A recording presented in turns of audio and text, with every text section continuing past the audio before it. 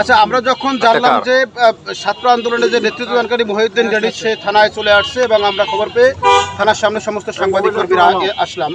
আসার পরে আমরা দেখছি যে পাবলিক, যে সাধারণ পাবলিক যার সাথে সাংবাদিক ভিতরে যাওয়া বাধা দেওয়া হচ্ছে এবং আমরা এই ব্যাপারে জানতে চাইছি, কমিশনার মহোদয়কে জানতে চেয়েছি, ওসি মহোদয়কে জানতে চাইছি, তারা বলছে যাওয়া যাবে না। আমাদের সাংবাদিকদের প্রবেশে কেন নিষেধাজ্ঞা দেওয়া হলো? এটা প্রশ্ন। এবং আরেকটা বিষয়, এক সাংবাদিক ভিতরে প্রবেশ করতে গিয়ে সে অ্যাসাল্টেড হয়েছে, আহত হয়েছে, কেন এটা?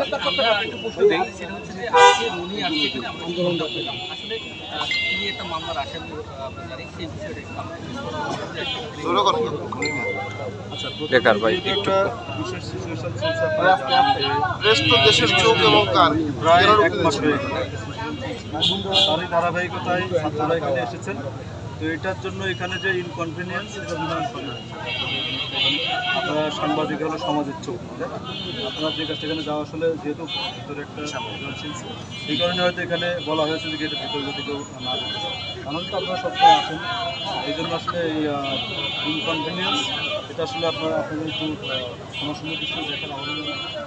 আর যে বিষয়টা বলছেন যে সেখানে মানে ছাত্রদের যে বিষয়টা নিয়ে যে মামলা বিষয়টা, আপনারা জানেন যে এখানে মেডিকেলের সমস্যা নিয়ে ছাত্ররা ছাত্র জনতায় যে ধারাবাহিকতায় আপনারা জানেন যে ইতিমধ্যে নতুল্লাবাদ সহ বিভিন্ন জায়গায়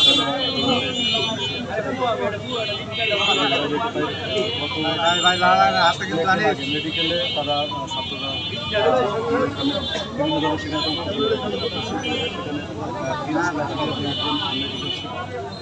একটা লাঞ্ছনা।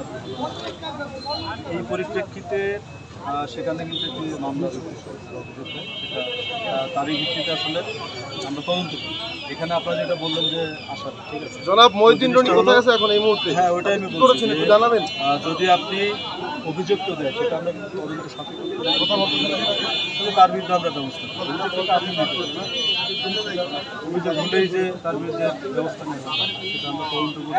তদন্ত সাপেক্ষে যদি তার যদি দোষ থাকে, সংযুক্ত থাকে, তাহলে তার বিরুদ্ধে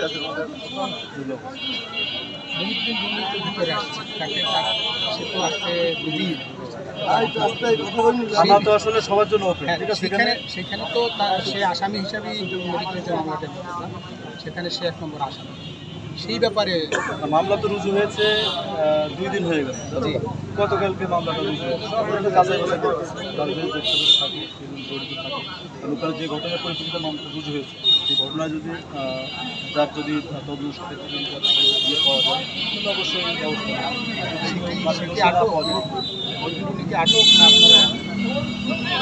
এখন তো আমরা কথা বলতেছি, তারা যে আন্দোলন সংগ্রাম করেছে বা বিষয়টা সেই বিষয়গুলো নিয়ে এই মামলায় কি এখন আটক আছে?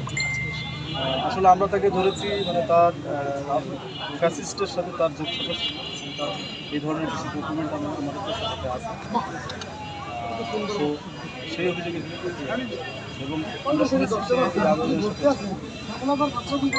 সার্জিত্রে কেন যেটা আপনাদের যেটা মানে অসুবিধা হয়েছে সেটা